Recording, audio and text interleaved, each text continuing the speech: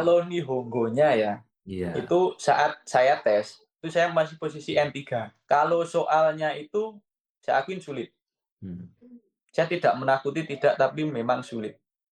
Hmm. Soalnya apa? Di situ kita tidak hanya mengerjakan soal, tapi memang manajemen waktu kita untuk menyelesaikan soal itu memang ada. Gonta-ganti bidang itu akan lebih menyulitkan untuk menuju TG2. Itu kan setiap kita pindah perusahaan, kita mau tidak mau harus beradaptasi.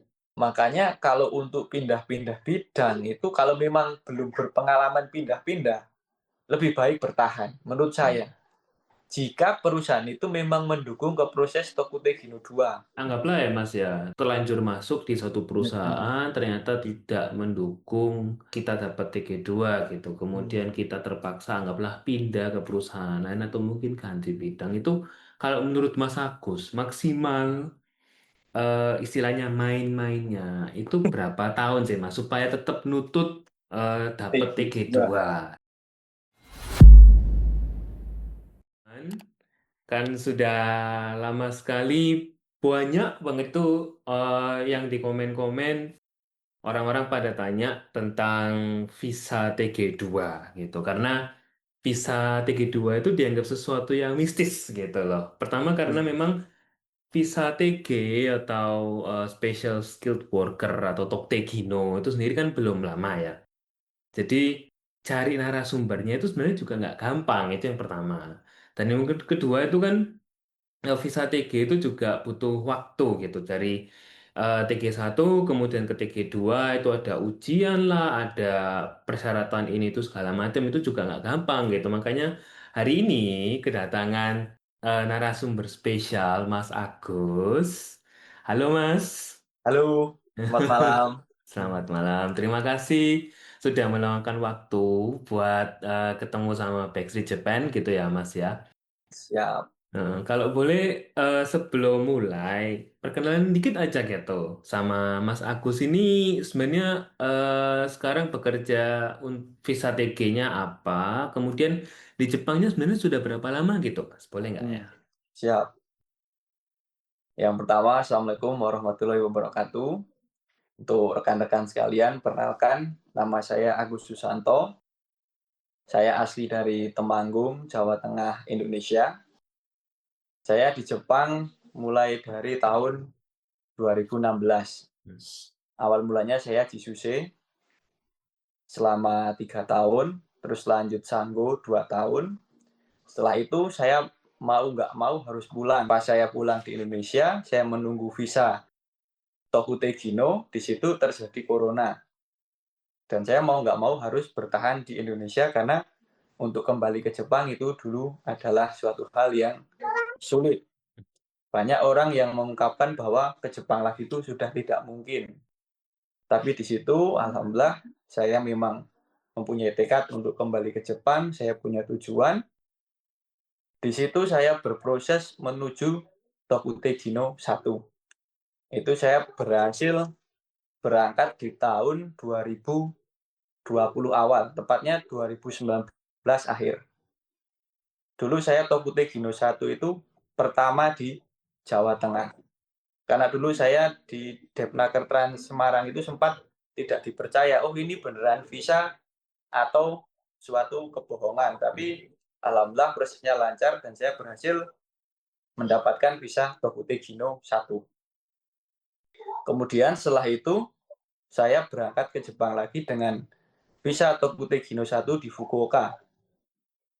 Visa Tokute Gino 1 itu sebenarnya untuk 5 tahun.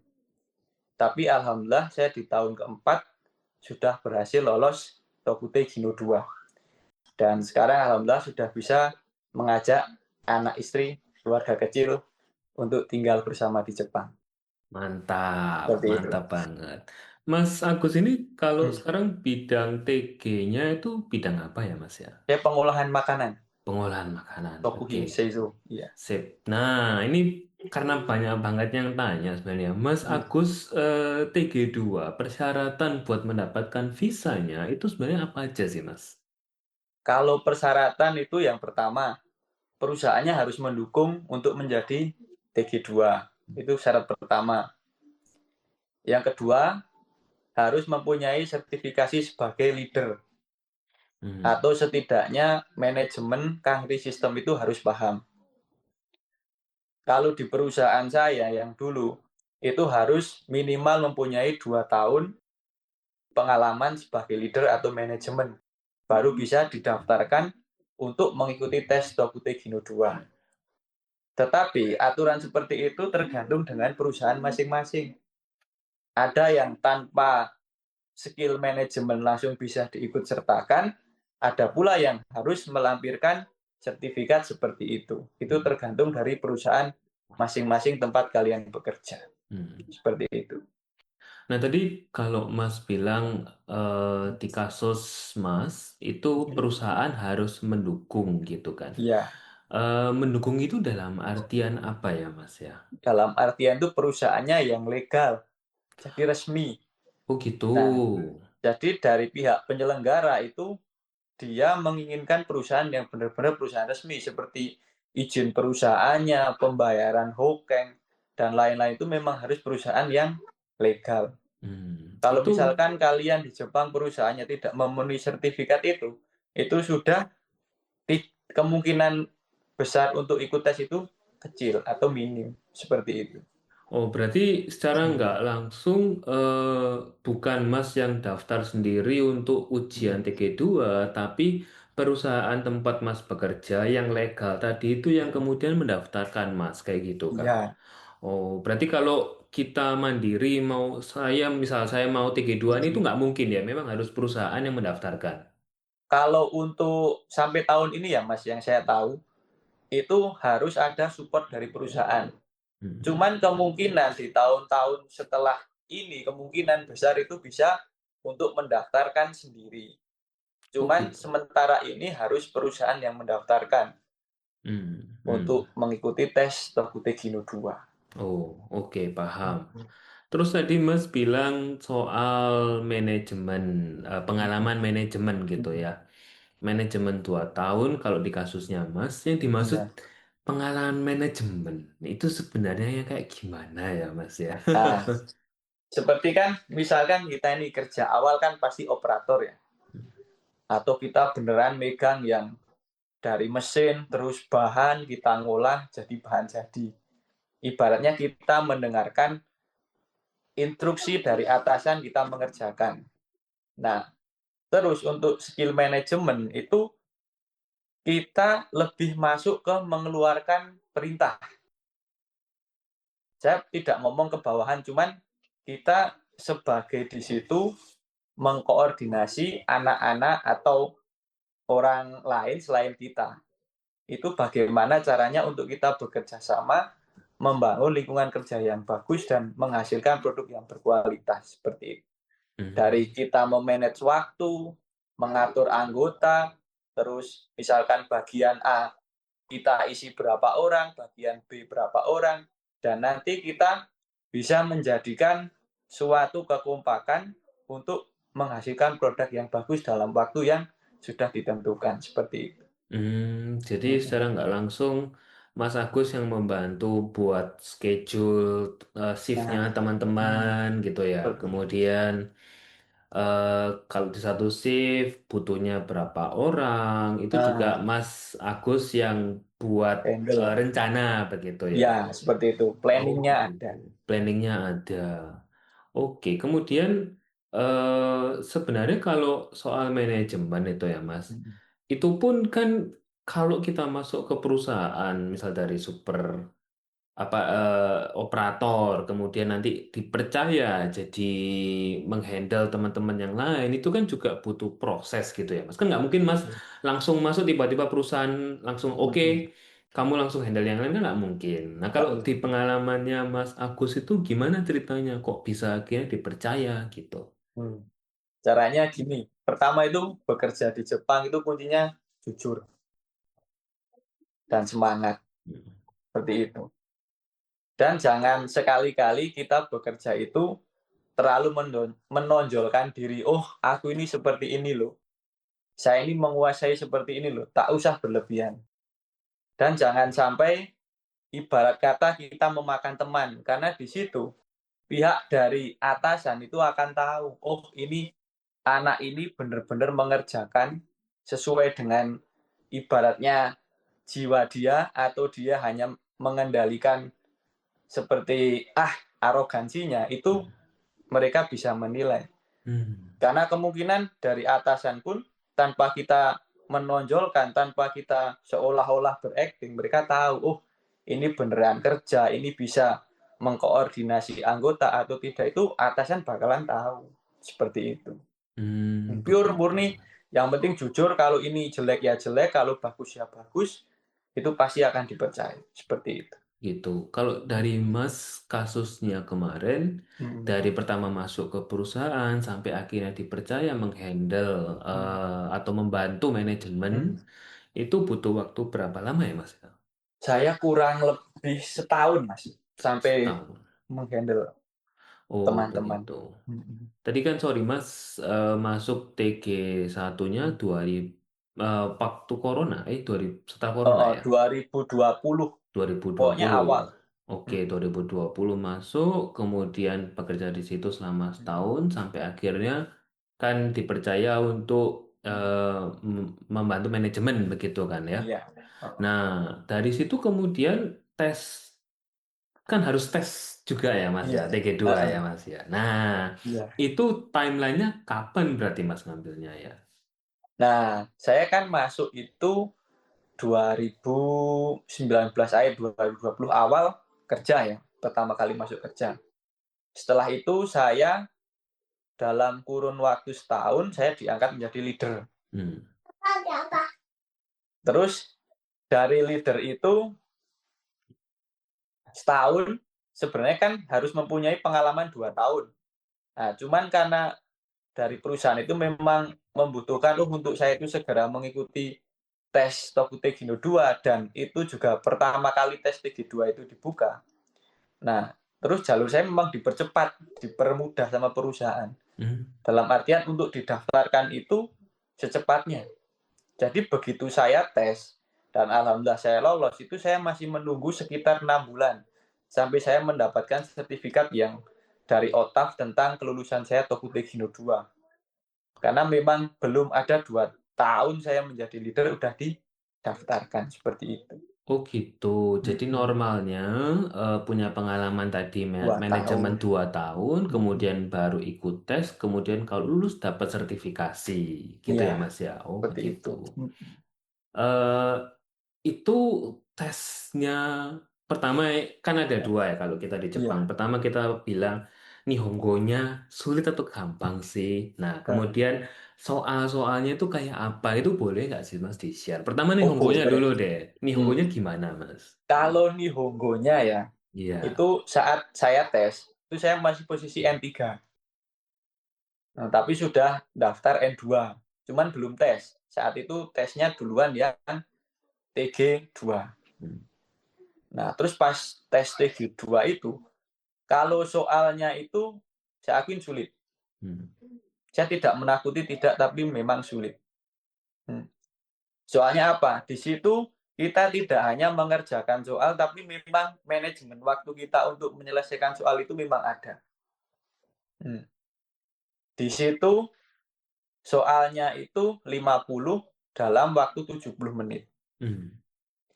Sekarang misalkan satu soal kita memakan waktu 2 menit, otomatis kita udah 100 menit mengerjakan soal itu. Sedangkan waktu itu cuma 70 menit. Kita udah minus 30 menit. Nah, untuk kita antisipasi 30 menit itu, kita harus bagaimana? Itu kunci pertama. Jujur, waktu tes itu saya sudah putus asa. Kemungkinan besar tidak lolos. Soalnya apa? Saya mengerjakan soal itu satu soal, karena jujur itu soalnya memang kanji. Tidak ada furigananya. Dalam artian kita memang harus bisa baca kanji, itu artinya apa, kita memang harus paham. Dan soal itu kan saya kerjakan benar-benar dengan teliti ya, oh kanjinya ini. Itu satu soal butuh waktu 2 menit. Sedangkan soal yang terakhir keluar itu posisinya soalnya hitung-hitungan. Bukan soal yang seperti ada di narasi yang kita baca. Di situ saya sudah hampir putus asa, Mas. Tapi jujur, karena mungkin ya, ini sesuatu yang menurut saya juga miracle lah. Jadi keajaiban. Itu di detik terakhir, itu karena memang istri saya juga sangat mendukung. Oh, semoga kamu lolos, bisa mengajak keluarga. Saya ingat satu kata, itu kata dari anak saya. Dia selalu bilang, kalau misalkan saya capek, saya ketiduran, satu kata dia bilang, "Papa bangun." Nah, di situ soal yang terakhir itu cuman sekitar tinggal 5 menit soal hitung-hitungan. Itu saya mengerjakan udah terlepas dari rumus, yang penting apa, saya memang pakai kira-kira. Oh, ini. Dalam 5 menit itu saya menyelesaikan 10 soal terakhir. Kemungkinan kalau 10 soal itu saya tidak kerjakan, kemudian tidak lolos. Nah, makanya saya tekankan untuk teman-teman, itu memang belajarnya harus lebih ditingkatkan. Karena apa? Pertama harus bisa baca kanji, yang kedua manajemen waktu, yang ketiga ya doa. Itu memang harus. Dan setelah tes TG2 itu kan saya tes yang Nihongo no Ryokushiken N2. Itu jujur mengerjakan N2 itu terasa mudah. Serius. Jadi pas saya itu posisi tes memang masih N3. Terus habis tes itu kan belum pengumuman lolos juga. Nah, saya ikut tes N2. Itu memang mudah, soalnya yang saya pelajari di TG2 itu kebanyakan kanjinya memang kanji Sagyo yang buat tes N2. Itu kebetulan banget. Oh Nah, gitu. terus pas pengumuman lulus TG2, setelah itu N2-nya juga alhamdulillah dapat. Oh, Tapi luar memang biasa. basically itu untuk yang TG2 fokus kanjinya memang harus benar-benar dipecah. Hmm, Seperti itu. oke. Mm-mm. Berarti memang levelnya itu level N2 gitu ya Mas Oh, ya oh, sebenarnya kalau ya. yang saya alami memang untuk Hmm. kanjinya memang sulit, Mas. Mm. Oke, kemudian tadi soal-soal kan ada soal yang Mm-mm. bukan hitungan dan ada soal yang hitungan. Itu boleh nggak Mm-mm. sih Mas di-share contoh soalnya kayak gimana itu biar teman-teman Ah, nanti nyiapin gitu biar tahu. oh, siap. Kalau untuk soal yang tidak hitungan, itu biasanya soalnya jebakan. Dalam artian, itu terlepas dari yang kita pelajari ya. Itu ada sesuatu yang namanya handang. Handang itu kita harus memutuskan sesuatu. Secara tidak langsung, soal itu adalah soal praktek tapi dalam bentuk teori. Hmm. Nah, seperti contoh, oh ini ada kebakaran. Nanti apa yang harus kalian lakukan? Pertama, kalian berteriak. Terus yang kedua, yang opsi B ya, itu kalian lapor atasan. Yang ketiga, kalian lari. Nah, dari tiga itu soalnya benar semua. Apa jawabannya benar semua? Kalian berteriak juga benar. Biar apa? Orang kan jadi ke situ. Oh, ada yang berteriak, kita harus menolong. Yang kedua, lapor atasan. Itu juga nggak salah lapor atasan. Itu benar. Yang ketiga lari. Ya benar lari. Biar selamat. Tidak terkena kebakaran. Cuman yang paling efektif di situ, kita harus mengambil keputusan. Hmm. Oh, di mana yang paling tepat saat itu kan. Nah, misalkan kita mengambil yang B ya, kita lapor atasan.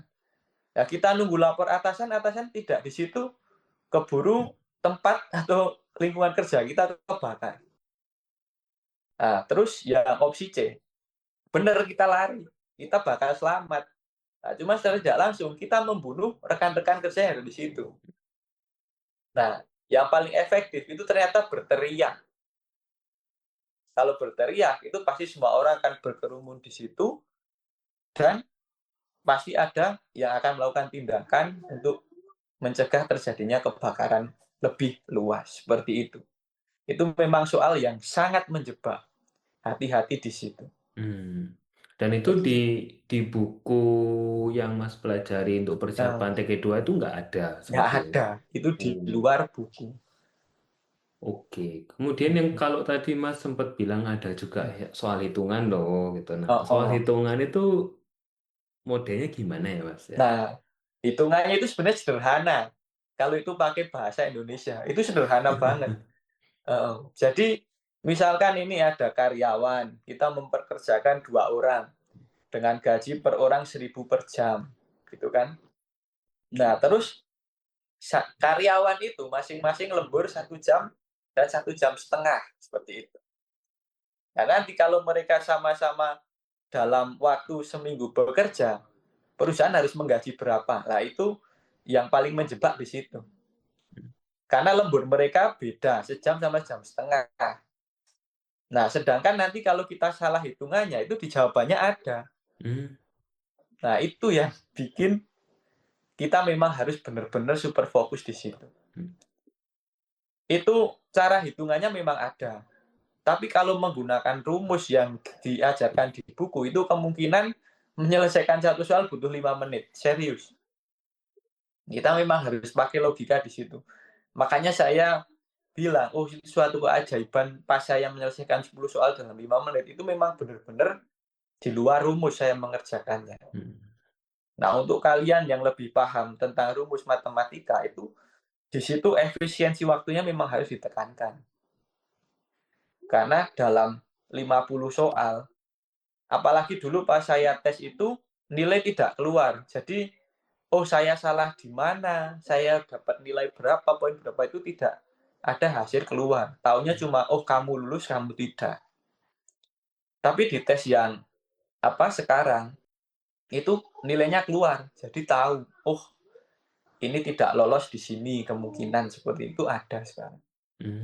Enak ya, berarti waktu Ah, zamannya Mas Agus ujian tuh ah, lebih menakutkan lagi oh, gitu lebih kan. serem banget. Apalagi pas itu saya duduk paling depan. Aduh. Iya. Oh, itu persiapannya berapa lama Mas belajarnya dari Kalau saya tuh mepet banget, Mas. Jadi Hmm. yang lain udah didaftarkan itu selama 2 bulan sebelum tes. Nah, karena saya pas mau tes itu belum ada 2 tahun, jadi kan pihak perusahaan itu, ini bener nggak mau didaftarkan apa enggak? Nah, cuman di perusahaan itu memang ada seseorang yang memang benar-benar berjasa dalam hidup saya. Itu satu orang Nepal, satu orang Jepang. Nah, dia memang sangat mendukung untuk saya bisa mengikuti tes tersebut. Nah, beliau berdua ini yang pokoknya anak ini didaftarin, mau nggak mau didaftarin. Nah, terus alhamdulillah kesempatan itu saya ambil dan sekitar 3 minggu saya persiapan, mau nggak mau harus bisa. Hmm, Seperti itu. mantap, mantap sekali. Oke, Oh, TG2. Kemudian sebenarnya kepikiran ya Mas ya, kan kalau oh, kita TG1, semisal pun jelek-jelek kok bilangnya belum dapat kesempatan untuk ikut tes TG2. Itu kan sebenarnya ada jalur lain, bisa milih visa Kijinkoku atau engineering iya. gitu kan ya Mas ya. Berarti Mas waktu itu dihadapkan dua kan ya, ada bisa TG2 atau bisa ke Kijinkoku. Nah, akhirnya kenapa kok Mas lebih milih TG2 gitu? Saya gini Mas, karena saya memang waktu muda ya, waktu kecil memang bukan dari keluarga yang kaya. Jadi kendala saya memang di biaya. Saya berangkat ke Jepang pertama kali itu aja modalnya bukan dari nol, tapi dari minus. Hmm. Saya hutang. Hmm. Dan saya bukan lulusan kuliah. Maaf, saya bukan sarjana. Nah, dari situ saya cuma mengandalkan jalur di mana bakat saya berkembang. Bukan dari jalur pendidikan yang formal. Kalau untuk Kijinkoku kan mau nggak mau saya harus menempuh jalur kuliah. Itu pasti akan memakan waktu yang lebih lama. Sedangkan di situ untuk saya misalkan mengejar sarjana, paling nggak saya misalkan kuliah online pun butuh waktu 4 tahun. Nah, kalau saya untuk saat itu udah umur 28 dan saya nunggu 4 tahun untuk mengejar jingkoku, itu umur saya udah 32. Nah, kemungkinan di umur 32 untuk perusahaan yang mau menerima saya itu udah tipis peluangnya, Mas. Makanya saya berpikir untuk gimana caranya yang lebih cepat, lebih efisien, dan hasilnya pun sama. Hmm. Nah, makanya saya mau nggak mau mengejar di opsi yang jalur kedua. Seperti itu. Terus sama yang satu lagi yang saya dengar kalau Kijinkoku pun nggak bisa bawa keluarga ya Mas ya. Nah, sepertinya itu juga saya kemarin ketemu di masjid sama orang yang udah Hmm. megang izin koku. Itu dia kan tanya, saya kan sama anak istri. Hmm. Dikira juga saya izin koku gitu. Terus saya bilang, saya cuma 32. Lu kok bisa ajak anak istri? Ya emang aturan Jepangnya sekarang kalau megang visa 32 itu keluarga inti bisa dibawa ke Jepang. Hmm. Tapi balik saya nanya, masnya kok nggak bawa kan udah izin koku? Tidak semudah itu mas persyaratannya, beliau bilang seperti itu. Cuman untuk Gijinkoku itu saya tidak paham mas, Hmm. kenapa Hmm. tidak bisa. Oke, iya sih benar ya. Lo berarti Oh, soal keluarga, setelah Mas akhirnya dapat visa TG2 itu, kemudian kan Mas langsung mengajukan untuk persyaratan membawa anak istri ke Jepang gitu ya Mas ya. Itu dari proses pengajuan sampai akhirnya anak istri datang beneran di Jepang itu makan waktu berapa lama emang Mas? kalau itu nggak nyampe 3 bulan mas, Oh prosesnya iya, cepat.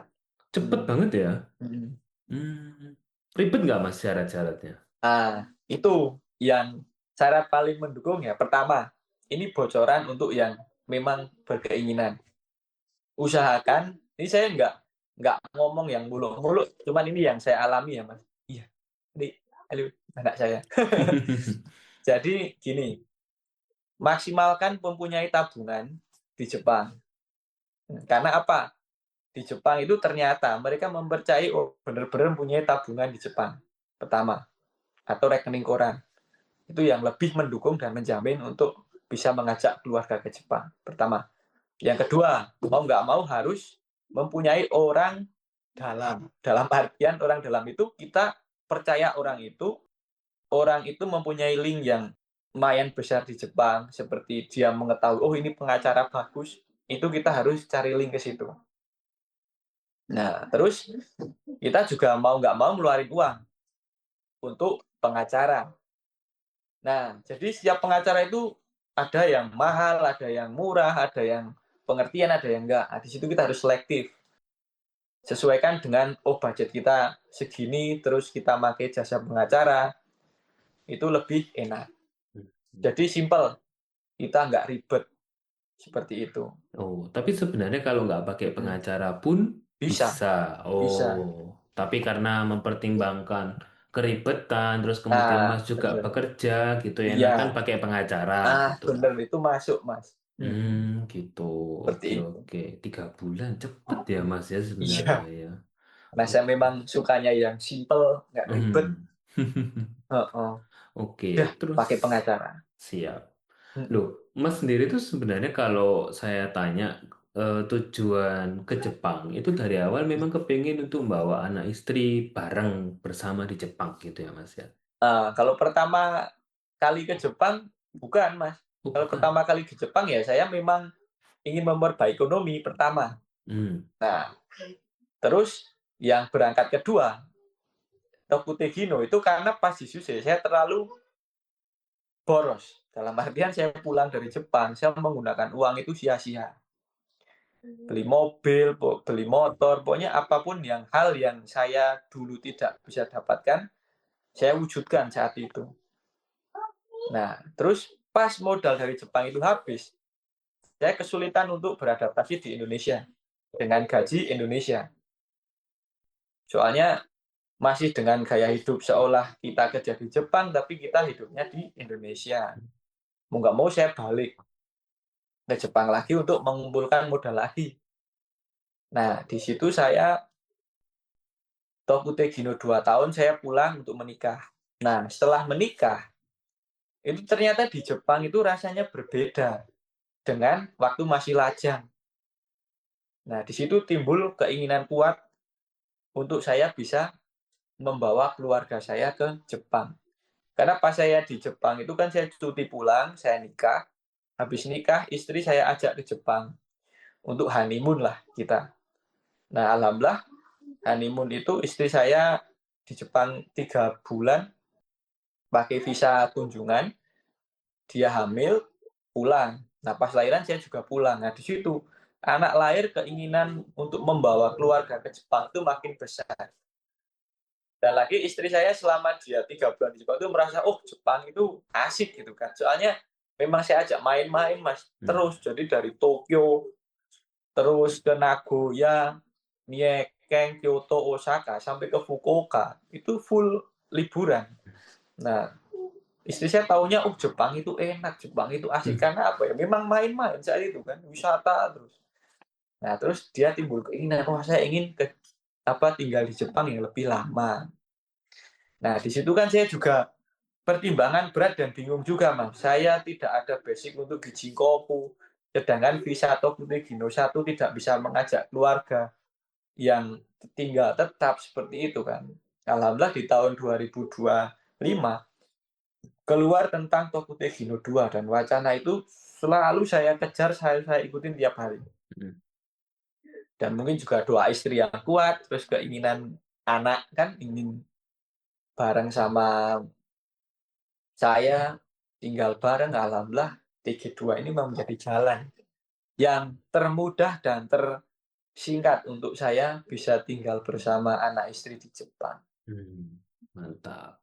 Mhm. Karena kenapa saya tanya, Mas? Karena Heeh. eh, saya juga, kami sih waktu di Backstreet Japan gitu ya, Heeh. ngobrol sama beberapa narasumber itu Mhm. ada juga teman-teman yang Toktegino setelah 1 tahun di satu perusahaan atau di Mhm. satu bidang itu nggak cocok, Mas, minta Oh. pindah.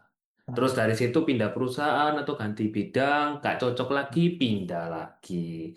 Nah, sementara kan dari TG1 sampai TG2 kan waktunya itu batasnya cuma 5 tahun gitu ya, Mas ya. Iya. Nah, Mhm. jadi baiknya ini kalau misalnya buat teman-teman yang pengen tinggal lama di Jepang dengan visa TG2, nah itu Mhm. sebenarnya ganti-ganti pekerjaan atau ganti bidang itu menurut Mas baik atau enggak sih gitu? Kalau menurut saya, Mas, gonta-ganti bidang itu akan lebih menyulitkan untuk menuju TG2. Karena Kenapa? apa? Hmm. Yang pertama, itu kan setiap kita pindah perusahaan, kita mau tidak mau harus beradaptasi dengan orang baru, dengan lingkungan baru, dengan ibarat kata kita yang sudah terbiasa di lingkungan yang dulu, kita harus mulai dari awal lagi. Seperti itu. Makanya kalau untuk pindah-pindah bidang itu kalau memang belum berpengalaman pindah-pindah, lebih baik bertahan menurut Hmm. saya. Jika perusahaan itu memang mendukung ke proses Tokute Gino 2. Misalkan tidak ya memang ditinggalkan tidak masalah Hmm. seperti itu. Kalau memang ingin mengejar yang Tokute Gino 2. Cuman selama perusahaan itu kok support ke TG2 lebih baik bertahan. Hmm. Oke, berarti Saya pindah hmm. perusahaan, kan saya dari TG1 ke TG2 ini, TG2-nya saya pindah perusahaan. Itu karena alasan keluarga. Keluarga saya, saudara istri saya itu ada di Shingosaka. Mau nggak mau, saya mendekatkan untuk istri saya itu biar dekat dengan keluarganya. Makanya saya pindah di daerah yang dekat ke Osaka. Hmm. Seperti itu. Tapi Per- lebih baik untuk mengejar TG2 itu bertahanlah di satu perusahaan yang sama. hmm. Hmm. Anggaplah ya Mas ya, tadi Hmm. eh, terlanjur masuk di satu Hmm. perusahaan ternyata tidak mendukung kita dapat TG2 gitu. Hmm. Kemudian kita terpaksa anggaplah pindah ke perusahaan lain atau mungkin ganti bidang. Itu kalau menurut Mas Agus maksimal istilahnya main-mainnya itu berapa tahun sih Mas supaya tetap nutut dapat TG2. TG2. Nah, menurut Nah, saya main-main itu kalian pakai 2 tahun lah untuk uji coba perusahaan itu 2 tahun. Soalnya apa? 3 tahun terakhir usahakan untuk mengejar TG2. Karena kesempatan 5 tahun. Misalkan kita bermain 2 tahun lah katakanlah. Kita masih punya opsi 3 tahun. 3 tahun, setahun ada tes sekitar 3 kali. Kalian masih bisa ikut tes 9 kali. Cuman sekali tes bayar Ichiman Gosen. Itu harus diingat. Ichiman Gosen ya kalau sekali lolos. Kalau tes 4 kali aja udah naman. Ya kan? Apalagi sampai 9 kali. Nah, seperti itu. Cuman main-main udah 2 tahun. Terus pengalaman saya pindah perusahaan, itu mau nggak mau, tuh kalian lebih ribet lagi harus berurusan dengan Siakuso, dengan pajak, dengan pokoknya itu banyak hal yang harus kalian pertimbangkan sebelum pindah. Oke lah, misalkan gaji kalian besar, itu oke, bisa untuk menghandle kalian dalam perpindahan dan lain-lain. Cuman itu perhitungannya memang harus benar-benar matang. Karena lingkungan baru, kita juga misalkan mau belanja juga belum tahu tempatnya, di mana yang kita bisa hidup dengan nyaman, seperti itu. Makanya memang harus dipertimbangkan matang-matang untuk pindah. Hmm. Jangan asal, oh saya kok tidak cocok, saya pindah, saya tidak cocok pindah. Itu jangan jadikan alasan. Karena dimanapun di Jepang, kalian bekerja, tempat bekerja itu tidak ada tempat kerja yang nyaman. Itu pasti tidak ada. Cuman, yang penting asal kita bekerja, kita sesuaikan, oh ini memang cocok dengan saya, gaji juga masuk, ya udah ambil. Cuman jangan seperti membeli kucing di dalam karung, oh di sana meong-meong, saya ambil sana, meong-meong ambil sana. Itu kalian terjerumus ke dalam, bisa saja kucing itu kucing Anggora atau dalamnya kucing liar, kita nggak tahu. Makanya memang harus perhitungan yang begitu matang. Menurut saya Hmm. seperti itu. Oke, Mas. Hmm. Sangat-sangat informatif. Ini informasi yang cuman ada di Backstreet Japan gitu Iya, ya. iya. Karena baru pertama Tidak, kali narasumber tidak mungkin OTG2. diajarkan di LPK. Benar. I see. Terus kemudian sejauh ini akhirnya Mas dapat TG2, kemudian bersama keluarga, berarti happy gitu ya Mas ya. Ke depan ada Ya, rencana apa gitu Mas untuk ke bekerja di Jepang sampai kapan dan sebagainya itu gimana kalau dari Mas Agus? nah kemungkinan kalau saya mas, saya itu tergantung istri. Hmm. Kalau istri misalkan sudah mau minta pulang, saya juga mau pulang. Hmm. Seperti itu. Hmm. Karena tujuan saya awal ke Jepang itu bukan untuk menetap di Jepang selamanya, Mas. Saya itu memang ingin pulang. Cuman dalam artian, karena saya sudah menikah ya. Nah, itu doa istri adalah doa yang paling mujabah. Hmm. Dalam artian selama istri itu berkehendak aku ingin gini, ingin itu, kita kabulkan apa yang mereka inginkan kita wujudkan. Insya Allah jalan kita akan dimudahkan. Seperti itu Nah. yang saya tahu selama ini yang saya lakukan. Amin, amin. Amin. Gitu. Luar biasa bertanggung jawab sekali, Mas Agus. Waduh, alhamdulillah. Amin. Biar jadi inspirasi buat Iya. teman-teman yang mau berangkat Mm-mm. TG2 juga gitu ya, Mas. Mm-mm. Terus ini mungkin terakhir ya, Mas ya, Iya, tips-tips iya. atau saran gitu. Tadi kan Mm. sudah banyak macam pengalaman Mas Mm. Agus berjuang mulai dari Jisuse pulang Indonesia Mm. kembali lagi TG1, TG2, Oh. akhirnya bisa membawa istri. Ada Mm. nggak hal-hal yang sangat apa ya penting banget ini jangan dilakukan atau ini kamu harus lakukan buat teman-teman yang pengen kerja tinggal di Jepang pakai visa TG gitu. Oh, iya. Oh Hmm. ya, yang penting satu, bekerja itu jujur. Hmm. Hmm. Yang kedua, tidak usah berlebihan. Dalam artian, jangan sampai kalian mengorbankan teman untuk mendapatkan jabatan. Itu jangan sampai. Karena apa? Fokus tujuan kita di sini untuk mencari modal pulang dengan kejayaan, bukan untuk melukai perasaan seseorang.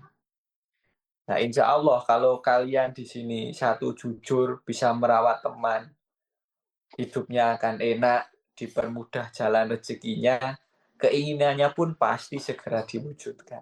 Seperti itu. Amin. Pokoknya jadilah Amin. orang yang jujur, jangan sampai mengorbankan teman untuk kepentingan pribadi. Itu aja. Amin. Seperti itu. Makasih, makasih banyak loh Mas Agus Ya, sudah meluangkan waktu ya. buat teman-teman yang nonton dan mau tanya banyak seputar TG, kemudian TG2-nya, tesnya segala macam. Tulis Ya, aja di komen, nanti heeh. disampaikan ke Mas Agus. Mas Agus nanti bantu jawab boleh kan ya Mas ya? Ya, saya juga ada kelas untuk TG2 yang Oh. berminat. Bisa hubungi saya. Sip, sip. Itu nanti kita cantumkan gitu Oh, di video. siap. Oke. Saya support sampai lolos pokoknya. Sip. Oke, makasih sekali lagi Mas Siap, Agus. Eh, siap. buat teman-teman yang nonton, masih banyak episode-episode lain di Backstreet Japan. Jadi tinggal diklik, kemudian di subscribe. Kalian pilih aja video yang mau, terus di-share ke teman-teman juga yang lain. Tuh, oke. Sampai jumpa di episode Siap. selanjutnya. Selanjutnya. Oke, terima kasih. Dah. Assalamualaikum.